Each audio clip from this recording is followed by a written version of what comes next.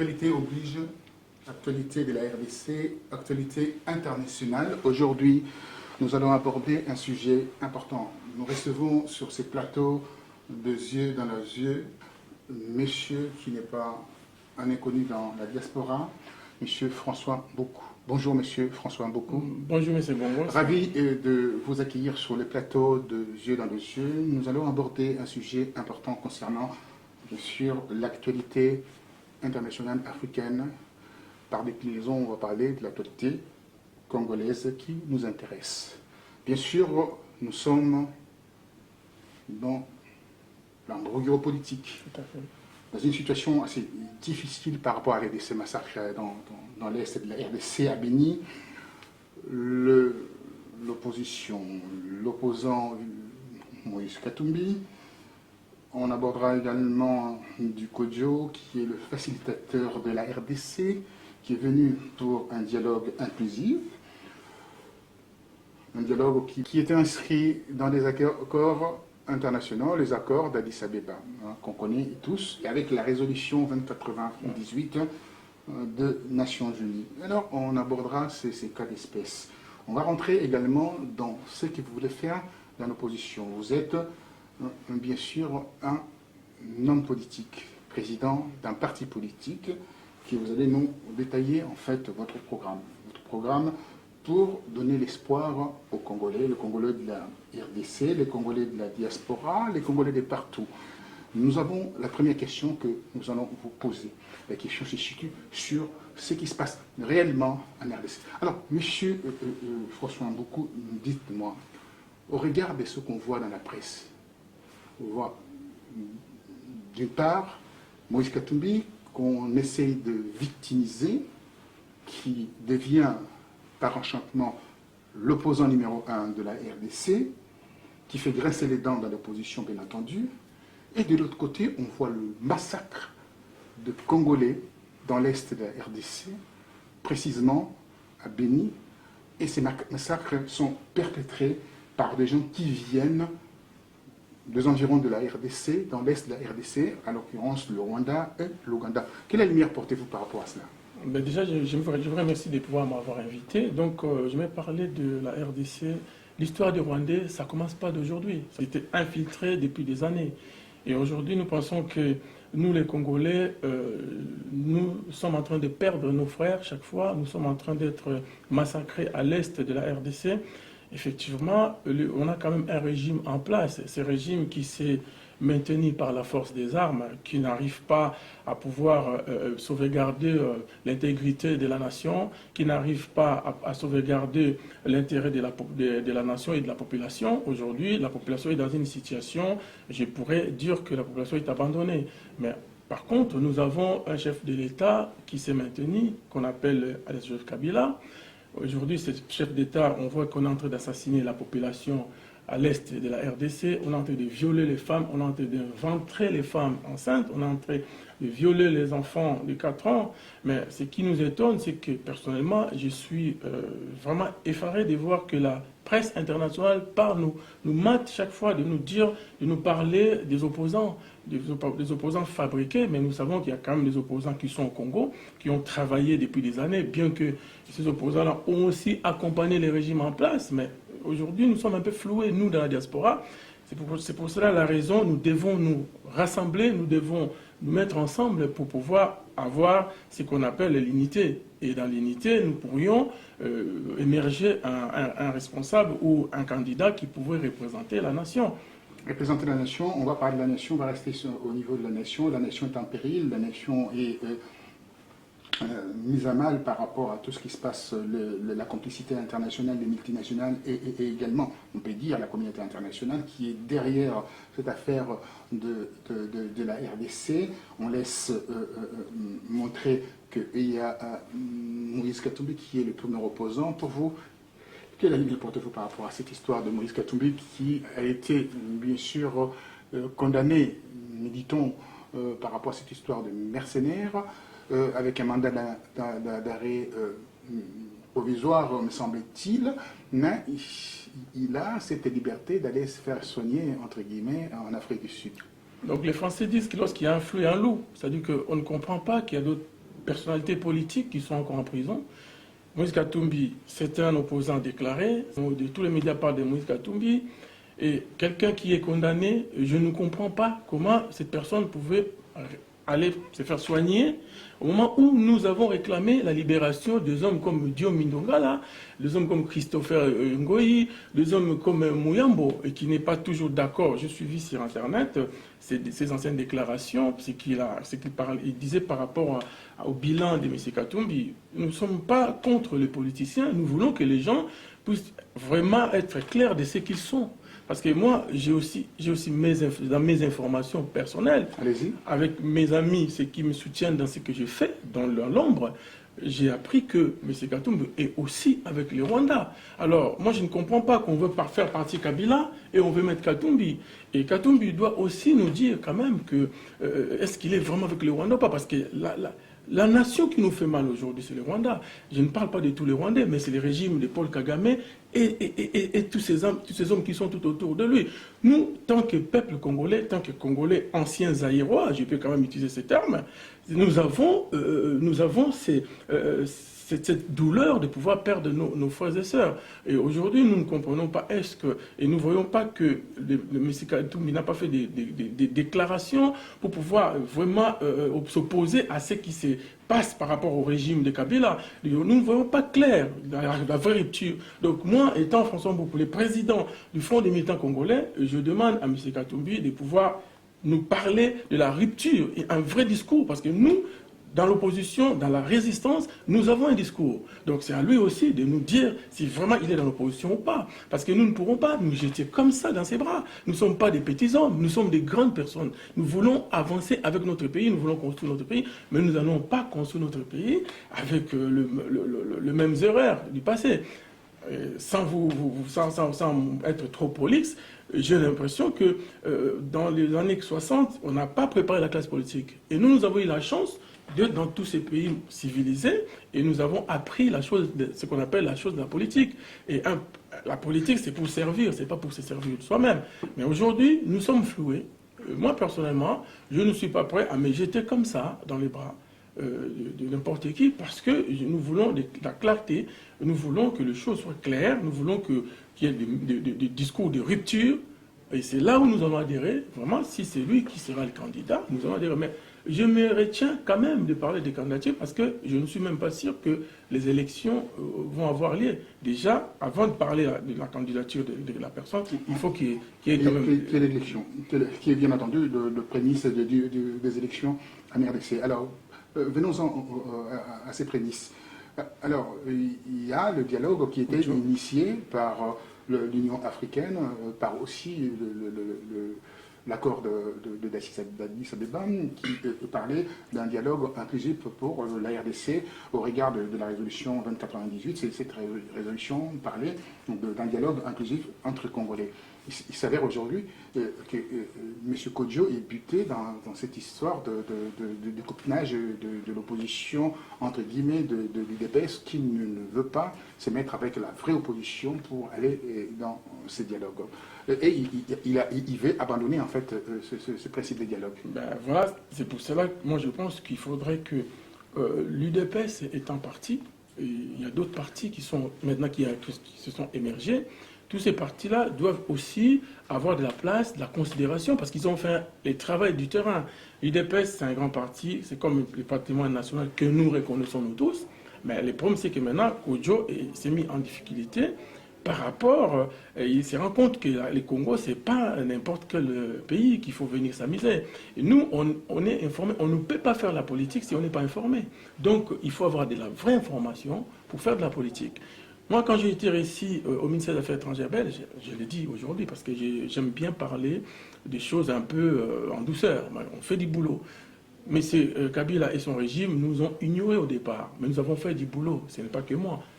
La diaspora, il y a des hommes et des femmes qui ont milité, qui ont travaillé, qui ont frappé des portes. Entre-temps, vous êtes là, M. Bongo, souvenez-vous en 2012, ce que nous avons fait avec vous.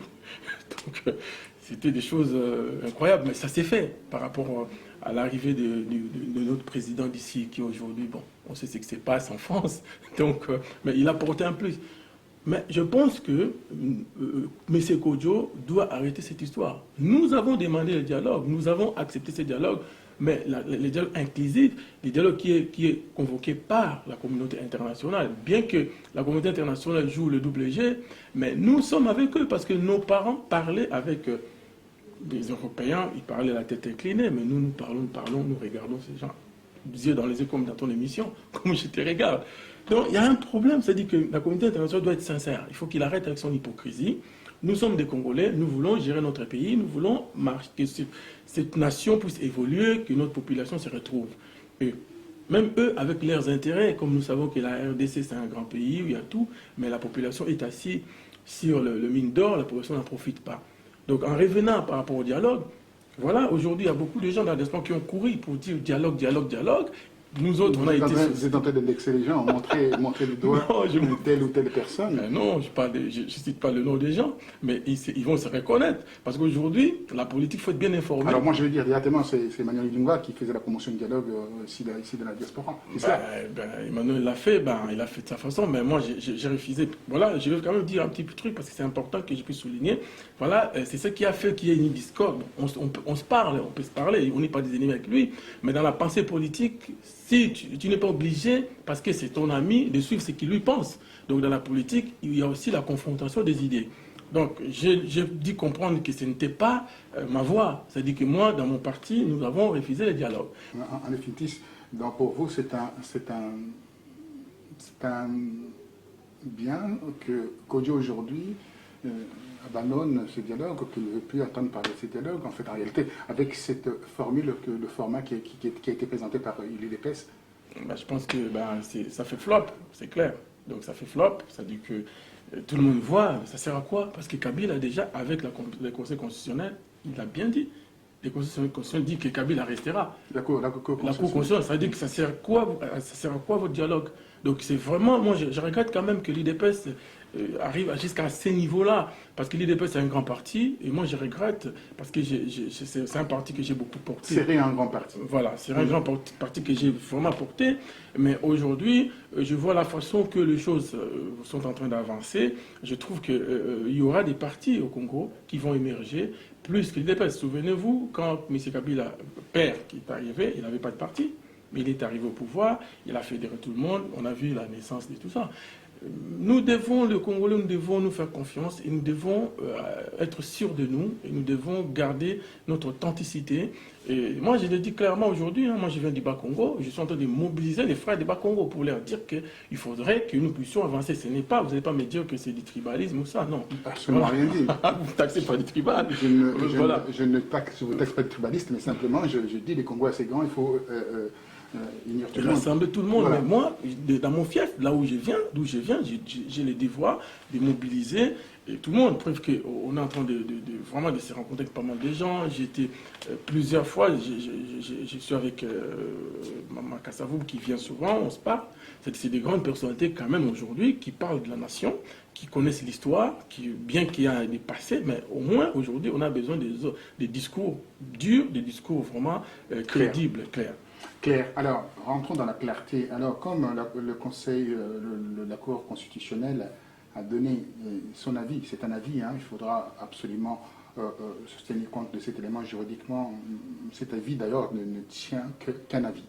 Dans l'ensemble, quand on regarde de jurisconsultes, ils peuvent dire aujourd'hui que les constitutionnalistes qui disent que l'avis de la Cour est caduque. Voilà. Comme c'est caduque, vous, dans la diaspora, là, comment vous vous organisez? Nous sommes en train de nous parler quand même. J'ai rencontré pas mal de gens. Et vous avez parlé de Mme Kassavoubou? Bien sûr, on a... Et comment vous allez faire aussi pour pouvoir s'organiser ici dans la diaspora? La seule chose qui vous manque aujourd'hui, c'est l'organisation. Mais je pense que nous sommes arrivés à un moment où chacun de nous se rend compte qu'il faut qu'on puisse mettre par terre nos égocentrismes. C'est-à-dire que je n'ai plus joué perso, parce que c'est vrai qu'aujourd'hui, je me rends compte quand même que tout le monde commence à prendre conscience que non, il faudrait que nous puissions nous rassembler.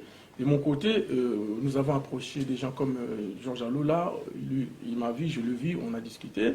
des hommes comme Tchani, j'ai discuté avec lui, des hommes comme un homme Fanfalonga. qui vient avec un programme extraordinaire Ah, oui, aussi, un oui, très bon oui, programme oui, aussi c'est d'ailleurs, un que j'ai consulté son programme. Je pense qu'il y a une certaine pertinence, quelque chose, plusieurs points pour pouvoir sortir Congo de l'ornière. Enfin, vous avez aussi le programme, vous allez en parler. Voilà, Oui. donc nous avons vraiment travaillé, chacun travaille de son côté, mais nous pensons que lorsque nous sommes vus avec Georges Alou, là, on a parlé des programmes, faire des choses ensemble.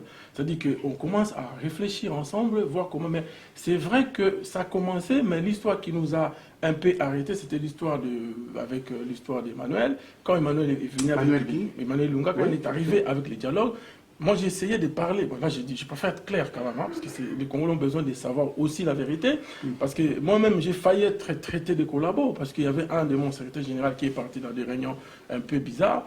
Et ça fait que les gens... Pas bizarre, il est parti rencontrer le ministre de la diaspora, le soi-disant ministre de la diaspora qui n'est même pas reconnu dans la diaspora. Là, je vais quand même le souligner. Bon, aujourd'hui, j'allais vous poser cette question comme...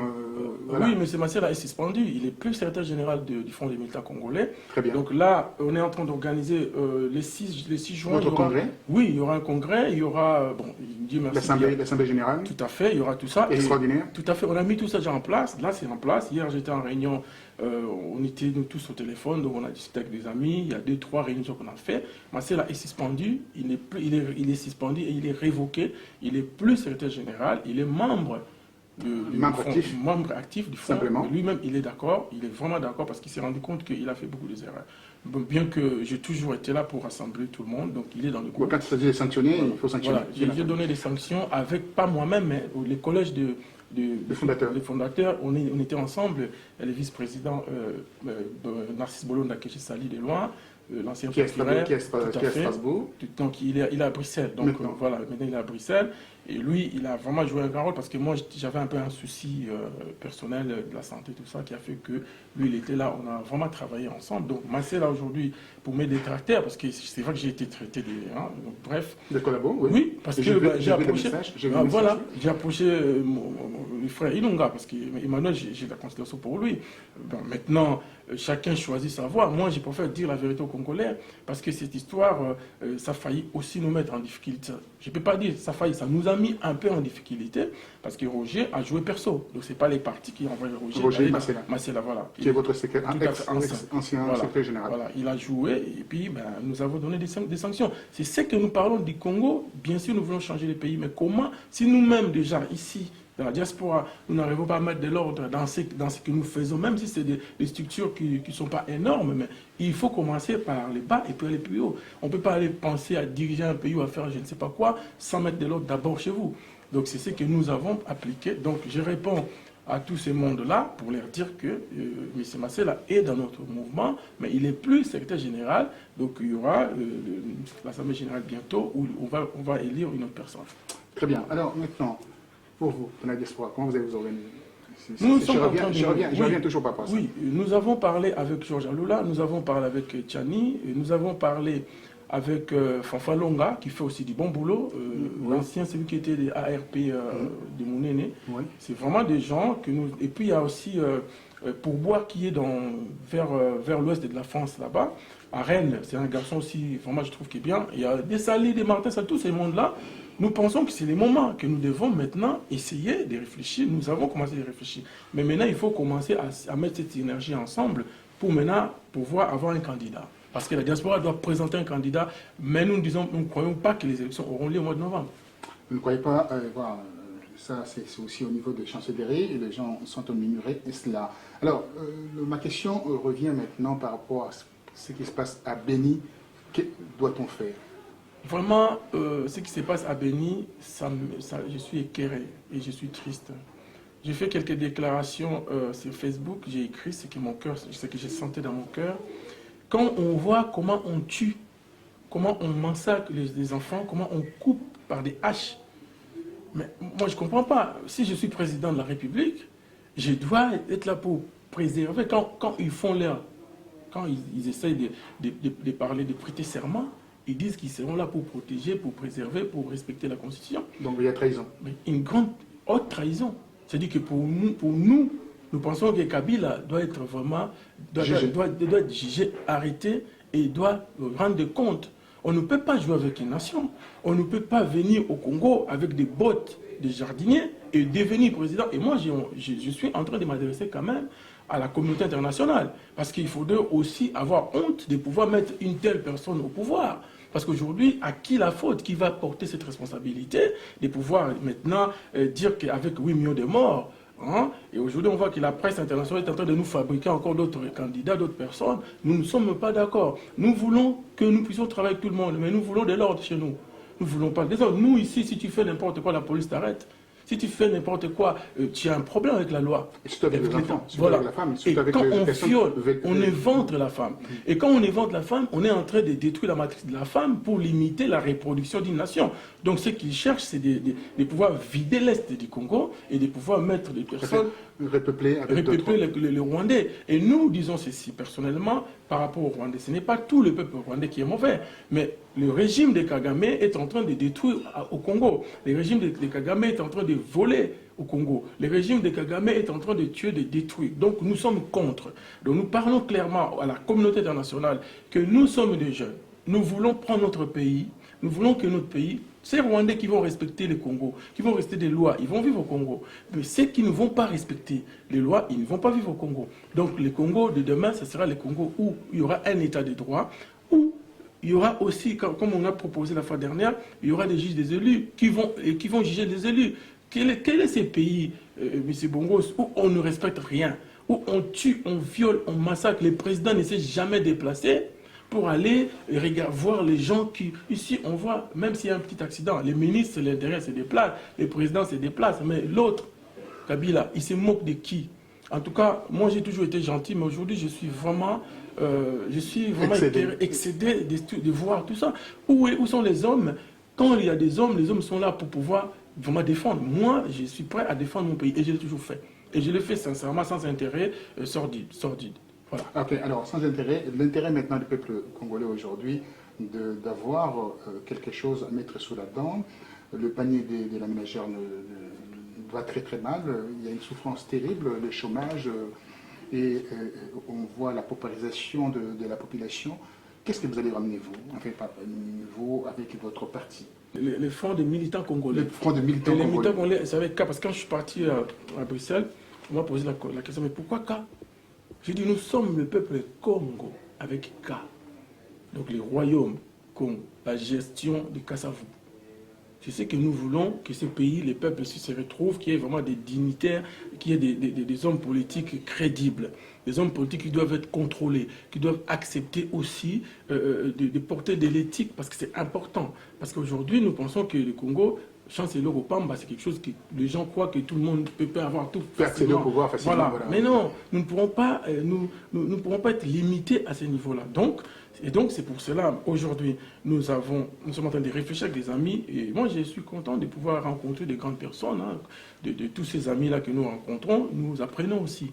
Donc, nous pensons qu'il faut améliorer la vie quotidienne, tout ce qui est socio-économique dans les pays. Il faut que la population se retrouve. Il faut que nous puissions avancer avec cette population, de pouvoir mettre en place surtout la sécurité, un volet sécurité, restriction de l'armée, parce que le Congo, on est 70 millions. Donc, il faut qu'il y ait vraiment une armée. Hein. Bon, comme on disait que l'armée de Mobutu, mais l'armée de Mobutu n'était rien, parce que c'est ce que nous pensons... Vous allez fonctionner comme la Corée du Nord, alors, avec non, c'est Kabila qui cherche de l'aide chez les Coréens maintenant. Chez les Coréens, c'est la stratégie politique voilà. de gens qui vont vers la sortie, souvent c'est cela, quoi. Voilà, donc là ils sont au bout de leur force. Nous voulons améliorer la vie quotidienne de la population, que cette population se retrouve. Nous ne voulons pas qu'il y ait comme l'ambassadeur de la France, l'ancien ambassadeur qui a dit qu'il y avait que la République de la Gombe. Nous ne voulons plus qu'il y ait que la République de la Gombe, où on fait n'importe quoi, où les gens ne respectent rien du tout, où on voit les gens comme les gens qui se métamorphosent du jour au lendemain, qui étaient péperdés, qui est devenu katoumbiste. Mais ça, c'est des choses... Voilà, c'est la honte. Et nous voulons plus cette classe politique maudite là. Et ça, c'est les œuvres de l'année 60. Et nous allons mettre fin de tout ça. C'est-à-dire que nous allons punir les gens au Congo, M. Bongos. La loi doit passer. S'il s'agit même de supprimer d'autres racines, il faudrait les supprimer. Donc, Une racine du mal. Vous allez voir, en fait, comme le Ghana a pu faire avec John Avec Rawlings, tout à fait. avec Rawlings, Oui. en exécutant sur la plage même d'ailleurs, Je vais- 21 hommes Je vais vous politiques. dire quelque chose. Je vais vous dire quelque chose sans vous prendre vraiment la parole. Je vais vous dire c'est quelque chose que vous savez, au Congo, on n'a jamais montré l'exemple. Les gens n'ont jamais eu peur. Parce que dans ces pays, on n'a jamais respecté la loi. En commençant à ceux qui nous ont dirigés. Même Mobutu ne respecte pas la loi. Preuve qu'aujourd'hui, nous avons eu la chance de grandir ici en Occident pour pouvoir avoir un peu la chance d'œuvrer à côté des politiciens pour pouvoir comprendre un peu la politique. Mais au Congo, on n'avait pas eu cette chance-là. Alors, les hommes politiques congolais, quand ils sont élus, ils oublient la population. Un homme politique est là pour servir la population. Pour servir. Non, pas se servir. Donc, on n'a jamais eu de leçon au Congo. Vous savez, au Congo, il faut que l'histoire un jour reste. Il faut que ces gens, les Mobutistes ont eu la chance. Ceux qui sont encore en place, les Kingwadondo, ces gens-là seront punis. La loi doit passer. Ils seront punis. Moi, j'en parle à mes mentors. Je les dis clairement ce que je pense. Je leur dis clairement, ils m'ont toujours dit, François, tu n'as jamais changé. Tu as toujours le même discours depuis longtemps. Mais parce que je suis constant dans ce que je fais, je sais ce que je fais et je sais ce que je veux. Parce que tu dois savoir ce que tu veux. Ce que nous voulons aujourd'hui, que le Congo soit libéré. Que le peuple puisse se retrouver. Que notre nation puisse regagner son honneur, sa grandeur. Voilà ce que nous voulons. Que la RDC devienne un grand pays comme il a toujours été. Donc, le temps est arrivé où nous disons non. Nous disons stop à ces régimes, à ces systèmes. Que je deviens demain, je suis François, demain je deviens André. Non. Tu restes, demain tu es Bongos, tu restes Bongos. Tu ne vas pas dire qu'aujourd'hui, je suis comme, je regarde dans les viseurs que Katumbi. Non. Qui vous dit que c'est Katumbi qui sera président? Moi, j'ai même encouragé le docteur Mukwege qu'il puisse se prononcer aussi, parce que Mukwege, c'est quelqu'un qui porte des valeurs. Et moi, si cet homme-là, il arrive vraiment à se prononcer, moi, je serais la première personne à aller le voir. Parce que c'est un homme qui a quand même ce que nous voulons, l'éthique, les sérieux, les respects. Et cet homme qui répare nos femmes, qui répare les matrices de nos femmes qu'on tue, qu'on viole. Quand on éventre une femme, et cet homme vient... Quand on viole une femme, vous voyez le viol, vous voyez, mais c'est bon, comment c'est dur. Comment on peut se permettre, un président, de violer les gens? Et il ne s'est jamais déplacé pour aller voir les gens ou qu'on viole les gens. Et ces mêmes personnes-là, moi je dis ceci, les Rwandais doivent se rendre compte que nous, les Congolais, nous sommes debout. Aucune nation ne nous fera encore peur. Parce que nous sommes prêts pour nous battre pour notre peuple. Parce que nous sommes là... Vous êtes prêts de prendre les armes si ça continue? Les armes, si ça continue, je peux dire ceci.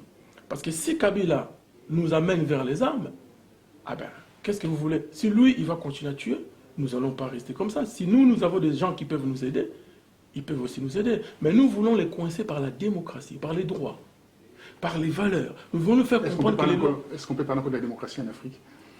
Bon, la démocratie en Afrique, il y a quand même des pays modèles, oui, comme le Sénégal, comme le Ghana. Le Ghana, oui, bon, voilà, on voit quand même qu'il y a des pays qui arrivent à émerger, à avancer, le Nigeria. Dans les élections, il y a la guerre, il y a toujours des problèmes, modification des constitutions, tu violes la constitution comme tu veux, comme tu violes les femmes, tu violes aussi la constitution, tu n'as même pas honte de te dire président. Ben non, à un moment, nous avons dit stop. Moi, j'allais dire ceci, nous les Congolais, il faut arrêter de parler en vain, mais il faut agir. C'est ce que nous avons fait.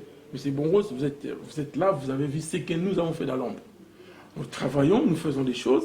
Maintenant, il faut qu'il y ait quand même aussi les poussées qu'il faut que tout le monde vienne pour qu'on puisse continuer à amener cette machine. Parce que ces régimes ne croyaient pas que la diaspora faisait quelque chose. Ils ne croyaient pas. Et ils ont cru que c'était des aventuriers, c'est ce qu'ils disaient. Mais après, ils se sont rendus compte que maintenant, il y a un problème. Parce que nous avons touché les mêmes personnes qui les soutiennent. Et ces mêmes personnes, aujourd'hui, ils se rendent compte que non, ils ne peuvent pas continuer à les soutenir. Donc, nous sommes en train de faire ce qu'on appelle le lobbying que les Rwandais ont fait 20 ans avant nous. 50 ans. Voilà, 50 ans même. Voilà, avant nous. Donc, c'est-à-dire que nous sommes réveillés, mais nous disons ceci au peuple rwandais. Il faudrait qu'ils arrivent, ceux qui n'aiment pas Kagame, il faut qu'ils arrivent à dire à Kagame qu'il arrête ce qu'il est en train de faire au Congo. Le Rwanda, c'est un minuscule pays. C'est un minuscule. Au niveau de la carte, on ne le voit même pas d'ailleurs. On ne voit pas même d'ailleurs. Comme la Belgique. C'est un minuscule pays. Donc, nous ne voulons pas qu'ils se victimisent comme ils ont fait la fois dernière avec leur histoire de génocide. Génocide fabriqué. Et aujourd'hui, c'est passé aux yeux. Je remercie les journalistes payants qui disent des choses, peut-être que les gens n'aiment pas écouter. Il y a un journaliste français payant qui s'appelle Payant, j'ai essayé de lire son bouquin. Je vois quand même que cet homme-là dit des choses qui sont vraies. Mais nous, aujourd'hui, nous avons ouvert un couloir pour que ces gens-là viennent chez nous. Et ces gens-là, aujourd'hui, ils nous tuent, ils nous massacrent, ils envahissent les Congos et ils construisent le Rwanda avec l'argent du Congo, avec les ressources du Congo. Mais nous pensons que ça va s'arrêter, cette histoire. Alors, c'est pour cela que nous disons ceci. Moi, d'après les infos que j'ai, M. Katumbi est avec Kagame. On m'a dit ceci. J'ai été appelé aux Champs-Élysées, j'y suis parti. On m'a dit, François, regarde, il y a ça qui se présente. Les Américains, ils veulent Katumbi. Mais nous, les Européens, nous ne sommes pas pour l'instant prêts. Il faudrait que les Congolais décident eux-mêmes de leur chef. Ça, c'est très important. Ouais, ils ont ouvert une ligne de conduite depuis 5 Tout à milliards, fait. plus 5 Donc, milliards vous-même, de dollars. Oui. voilà. Donc, vous-même, vous devez maintenant dire, moi, je suis prêt à travailler avec M. Katumbi, tout le monde. Mais les problèmes, il faudrait que M. Katumbi nous dise la vérité. Il est avec Kagame ou pas? Parce que nous avons ces infos. Nous avons des infos aussi. Voilà. Donc, moi, je pense qu'on ne peut pas dire que, oui, mais les deux, c'est quand même, il faut qu'il nous montre, il faut qu'il y ait un discours de rupture. Parce que, et puis, il y a des lois qui vont venir au Congo un jour. Moi, bon, chacun peut aimer ce qu'il veut, hein, il peut aimer. Mais j'ai remarqué quand même nos politiciens, quel complexe. Vous allez aimer les Rwandaises, vous allez aimer les, je ne sais pas quoi, pourquoi. Pourquoi toujours là-bas? Parce que là-bas, il y a la sauce ou quoi? Il faut arrêter ces histoires-là. Chacun peut aimer ce qu'il veut. Mais ça, c'est juste un petit truc que j'ai vu. Je ne suis pas contre ces gens-là qui aiment les femmes. Hein, bref, donc je ne suis pas contre. Mais comment un peuple peut toujours... Si moi, je commence à faire une boulangerie aujourd'hui, tout le monde va faire des boulangeries. C'est pas normal. C'est pas normal. Donc, il faut que nous puissions voir ce qu'on appelle la créativité. Il faut que nous puissions avoir le développement de notre esprit, de notre mental, parce que nous ne pourrons pas toujours être un peuple biaisé comme ça, parce qu'un tel a fait ceci, tout le monde va faire la même chose. Tout le monde fait la même chose. Alors, qu'est-ce qu'on va faire aujourd'hui? On va, au terme de notre mission, ça va très très vite, près d'une demi-heure déjà, on est ensemble. Voyez. Alors, et c'est avec plaisir. Ça fait plaisir d'ailleurs qu'on se retrouve là. Les élections, on le voit, les élections pas cette année, la transition. Est-ce que vous voyez la transition avec ou sans Kabila? Moi, je le dis clairement, c'est sans Kabila, parce que Kabila a fait des choses exprès. C'est exprès, même si on est un gamin de 5 ans, on va comprendre qu'il a traîné les choses, il avait les devoirs de pouvoir organiser les élections, c'était son obligation. Dans la Constitution, c'est ce qui est marqué. Voilà, dans ses prérogatives, il faudrait qu'il les fasse, mais il n'a pas fait. C'est-à-dire que quand les gens font l'hypocrisie de dire que oui, mais il faut. Mais moi, je regrette, je dis, mais comment les gens peuvent être aliénés à ce niveau? Kabila est là, il sait ce qu'il fait. Kabila avait les glissements, Kabila avait continué, il veut devenir, les Mobutis sont à côté de lui pour encore l'amener vers la mort ou l'amener vers la prison. Parce que Mobutu était plus fort que Kabila, même 10 fois. Mais la différence, c'est que Mobutu tuait en secret, mais Kabila tue à bout portant. Et Kabila n'a pas eu d'éducation. Kabila, c'est quelqu'un qui vient de la brousse. Et moi, je regrette ceux qui l'ont soutenu. Aujourd'hui, ils ont peur même d'assumer cette responsabilité de tous les pavires que Kabila a fait. Donc c'est pour cela, comme M. Katumbi connaît mieux Kabila, il sort du système, il faut qu'il nous amène un discours de la rupture. Et ce discours de la rupture, c'est ça qui va nous encourager à pouvoir l'approcher. Nous ne sommes pas des mendiants. Moi, j'ai fait un petit boulot dans ce pays, je travaille, je vis ma petite vie. Si demain, on m'appelle pour la nation, j'y vais. Si on ne m'appelle pas, je reste, j'ai fait mon boulot. J'ai de quoi vivre. Alors, avec le peu que je peux vivre avec ma petite famille, je pense que ça me suffirait. Mais maintenant, il faut que M. Katumbi... Moi, j'ai des doutes. Pourquoi? Parce que la même personne qu'on a inculqué, il est condamné à quelque part. Il est mis... Il n'est pas quelque part, il est pas condamné, mais il est déjà... Il y a un mandat. Il y a un mandat d'arrêt, donc on peut l'arrêter comme il veut. Oui. Mais la personne sort du Congo. Ça veut dire quoi, ça? Et Mouyambo, qui avait un problème avec sa jambe, Christopher Ngoyi. Et souvenez-vous, quand on s'est battu pour Mokia et pour les pasteurs continents, est-ce qu'on leur a donné la chance de sortir ces gens-là? Donc voilà, moi je ne suis pas celui qui va aller comme ça, un blanc-seing comme ça, tu donnes aux gens. Alors, je vais essayer un peu de rentrer dans une discussion un peu familiale, un peu... On vous traitait, tiens, on dit, c'est le Ouattara congolais. Maintenant, on apprend que vous êtes plus Ouattara congolais. Alors, qu'est-ce qui se passe? On vous voit avec quelqu'un d'autre? Ben, bon, ça c'est personnel, de toute façon. Personnel, vous êtes un homme public. Oui. Vous êtes un homme public, il n'y a pas de question de personnel. éclaircir ce qui m'a mis La bien. lanterne, oui, la lanterne. C'est vrai, donc c'est fini avec Sylvie, donc ça fait déjà presque un an. Et c'est vrai que c'était dur, bon, ça n'a pas fonctionné, j'ai mes raisons personnelles, elle aussi elle a ses raisons. Voilà, donc je n'aimerais pas tout étaler. Vous revenez vers la RDC, en fait, en réalité. Oui, effectivement, donc je suis fiancé, voilà, je suis fiancé à une fille congolaise. Bientôt, vous allez me marier. Oui, je pense. Je t'inviterai en plus. Très bien, ça c'est une très bonne chose. Là, on rentre toujours. Alors là, ça va rassurer en plus les Congolais. Oui, bon, qu'ils soient sûrs, je suis toujours la personne qu'ils ont toujours aimée, qu'ils acceptent toujours. Bon, c'est vrai que la vie, bon, comme vous savez, c'est la vie. Donc moi, je ne m'y attendais pas à ça. Et que ça est arrivé, je suis obligé d'accepter. Et ce qui me touche plus, mes amis, mes mentors m'ont beaucoup encouragé. Ça, c'est quelque chose qui m'a beaucoup encouragé de se retrouver avec une d'avancer. Congolaise. Voilà, non, pas d'accord. Mais d'avancer, de faire mon choix, ce que je veux, quoi. Voilà. Et puis, alors, parlons maintenant de ces choix que vous avez, bien entendu, vous êtes en train de faire, trouver un candidat pour la diaspora et exiger aussi que la diaspora puisse voter. Comment vous allez voir ça? Congolais, la diaspora, normalement, si on avait vraiment un parlement élu, un président élu par la population, lorsqu'il y a l'organisation de la structure juridique dans le pays, lorsqu'il y a le pays est organisé, on va réfléchir, parce qu'aujourd'hui, les Congolais, je ne vois pas comment, parce qu'ils ont été déjà écartés déjà pour ne pas voter. Maintenant, il faut que, apparemment, ce que j'ai entendu, que ces ministres-là qui venaient, c'était pour voir comment ils pouvaient mettre les choses en place, pour que les Congolais puissent voter. Mais tout ça, au bénéfice de qui? Les Congolais n'ont même pas voté, mais déjà la Cour constitutionnelle a décidé. Mais vous allez continuer comme ça? Vous allez continuer à être portés comme des petits chiens?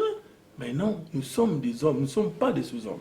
Donc nous devons vraiment un jour dire stop avec ces régimes. Notre souhait, il faut que le peuple puisse chasser ces régimes. Il faut que le peuple utilise l'article 64 de la Constitution. Cet article qui dit de barrer la route à toute personne qui veut prendre le pouvoir. Et ce qui est pire, c'est qu'il faut voir leur ministre de communication, Mende, qui continue à détricoter la Constitution, c'est-à-dire avec sa sauce à lui.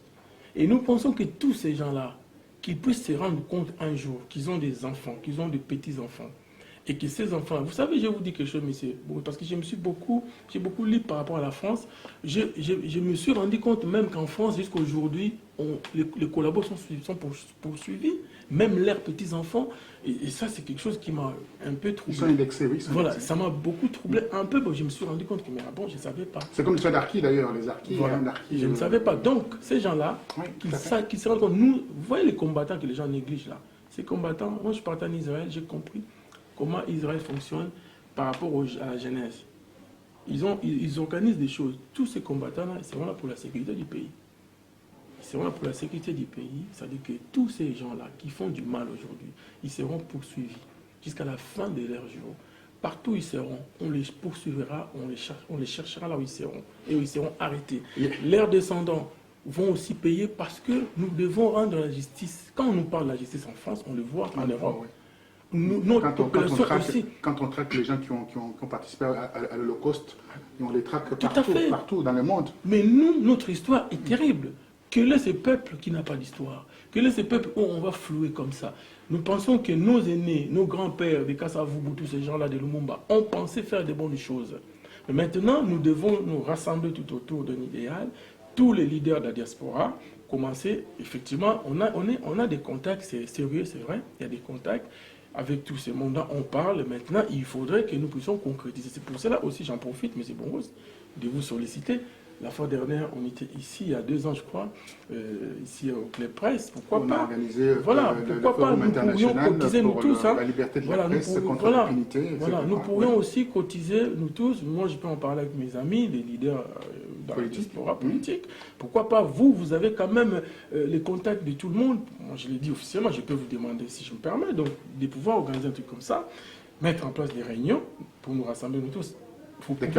D'accord, c'est noté, très bien. Alors maintenant, il y a une manifestation en Belgique organisée par Salomon Mbeka à Bruxelles. Vous allez y participer? Et moi, je serai à Bruxelles le 30 et le 31 parce que j'ai un rendez-vous important avec l'administration belge et puis avec les autorités belges, donc plus haut. Donc j'ai un rendez-vous très important. Et je vais être en Belgique à la fin du mois, début du mois de juin. Et puis là, les week-ends, je vais aller dans le sud de la France parce qu'il est toujours dans les cadres de pouvoir chercher des portes, des moyens pour pouvoir dire du mal que Kabila est en train de faire, bien qu'ils le savent. Maintenant, aujourd'hui, mettez l'accent. voilà, mettre toujours, continuer, il faut toujours persévérer. Marteler. Persévérance, toujours. Il faut persévérer dans la chose. Plus que tu persévères dans la chose, plus que tu avances. Aujourd'hui, ce régime est bancal par rapport à ce que la diaspora a mis en place, aussi les peuples congolais de l'intérieur. Et les politiciens qui sont sur place, bien que c'est difficile pour eux, nous nous rendons compte que la fois dernière, j'ai vu que Martin Fayulu a été interdit d'aller au Bandundu, je crois. Il y avait aussi une autre personne, je ne sais pas, on a arrêté Moleka parce qu'il est parti faire la marche. Mais c'est quoi ces pays? Le peuple est en train de manifester contre les viols de Béni. Et vous les arrêtez. Donc, c'est que c'est la Gestapo. Vous êtes vraiment des occupants. Donc, aujourd'hui, il y a quelques politiciens qui sont là, qui ne comprennent pas, qui continuent à suivre les chemins de Kabila. Mais Kabila, s'il nous entend, il n'a qu'à faire attention avec des Mobutistes. Hein. Parce que nous, la racine du mal, c'est des Mobutistes. Mais pas tous des Mobutistes. Hein, parce qu'il y en a d'autres quand même qui se sont rachetés un tout petit peu. Voilà, bon. C'est bon. Mais la loi doit passer au Congo. Ce n'est pas l'esprit de vengeance. Ça, je l'ai souligné. La loi, il faut que ça passe. Voilà. La loi prime. Alors, la loi prime, pour partir, on arrive au terme de notre émission. Merci, les amis téléspectateurs, d'avoir suivi avec beaucoup d'attention cette émission. Vous voyez, nous sommes en présence d'un leader politique, François Mboukou, qui est en train de nous donner, de brosser un tableau en demandant aux hommes politiques, aux leaders politiques de la diaspora, qui se réunissent autour d'un idéal, un seul, l'idéal lequel, c'est bien sûr de trouver l'homme qui va pouvoir nous représenter au Congo pour les prochaines élections. Donc ça, c'est l'appel est lancé et nous allons nous atteler pour pouvoir mener à bien cette demande, cette requête venant d'un leader politique, M. François Mboukou. Un mot de la fin pour partir. Donc juste pour dire qu'en tout cas, l'unité prime pour notre pays, nous devons nous supporter, nous devons être vraiment très fort et patient de pouvoir arriver déterminé. Donc la population doit croire que Kabila va partir et nous allons nous battre et nous continuons à nous battre jusqu'au bout, donc jusqu'à ce que le peuple va se soulever et ce peuple, Kabila sait bien qu'il doit partir et nous allons les remplacer. Il y aura la jeunesse qui va arriver, il y a aussi d'autres personnes qui sont encore dignes de pouvoir être dans ces pays-là, ils vont continuer. Il y aura la continuité de l'État, mais tout en mettant vraiment des verrous de pouvoir protéger la nation. Voilà notre mission. Donc moi, j'ai fait appel à tous les politiciens de la diaspora et j'ai dit qu'il faudrait que nous puissions nous rassembler. Nous avons fait confiance, un point pour finir, mais c'est bon, excusez-moi, nous avons fait confiance quand même aux politiciens de Kinshasa qui venaient, on les recevait, mais ils ont déçu. Parce qu'ils ont montré, comme on dit à Lingala, Mboa Laxis Alelinaye, nous avons vu comment ils sont. Maintenant, nous nous sommes dit que nous-mêmes, nous sommes capables, parce que quand ils viennent ici, ils puisent dans la diaspora. Quand ils vont puiser, ils mettent des isanies entre nous et les gens, ils se disputent, tout ça. Tout ça, nous sommes quand même des pères de famille, donc nous devons nous respecter. Eux, c'est des pères de famille, ils sont à Kinshasa, ils sont sur le terrain, mais nous faisons aussi un grand boulot. Nous faisons un grand travail à l'extérieur pour pouvoir convaincre dans des grandes chancelleries. La fois dernière, nous étions au Quai d'Orsay, nous étions partout. C'est-à-dire que nous sommes partout, tout simplement pour dire, pour dénoncer. Et si ces gens-là nous reçoivent, parce qu'ils ont trouvé quelque chose en nous. Voilà, donc moi j'appelle ici tous les... J'ai vu que j'ai suivi l'émission avec Georges Alou, là c'était vraiment génial. Il a même une équipe qui m'a fait rire. Il a mis en place une équipe et j'appelle Georges Alou là, j'appelle Fanfalonga, j'appelle Pourboire, j'appelle Tchani, tout ce monde-là. En tout cas, il y a eu d'autres que je n'ai pas pu citer, Martin Sali, tout le monde, hein, tout le monde, vraiment tous les leaders, même ceux que je n'ai pas pu citer, vraiment de pouvoir nous mettre ensemble. Je pense qu'on était parti en 2012-2011 avec toi à Liège, je pense. Tu t'en souviens, j'avais fait mon premier appel pour l'unité. Et je pense que les discours eux le même. Donc l'unité, les rassemblements. Preuve que dans notre programme, nous avons marqué les projets. Nous avons marqué les projets des rassemblements du peuple congolais pour l'alternance. Donc je pense que vous avez lu notre programme. Donc je pense que ces programmes, c'est un programme qui peut porter aussi un plus au pays. Voilà. Merci à mes téléspectateurs d'avoir suivi cette émission. Nous étions avec le leader François Mboukou du Front de militants congolais avec un cas. Pourquoi un cas? Le cas du Congo, l'ancien Congo, qui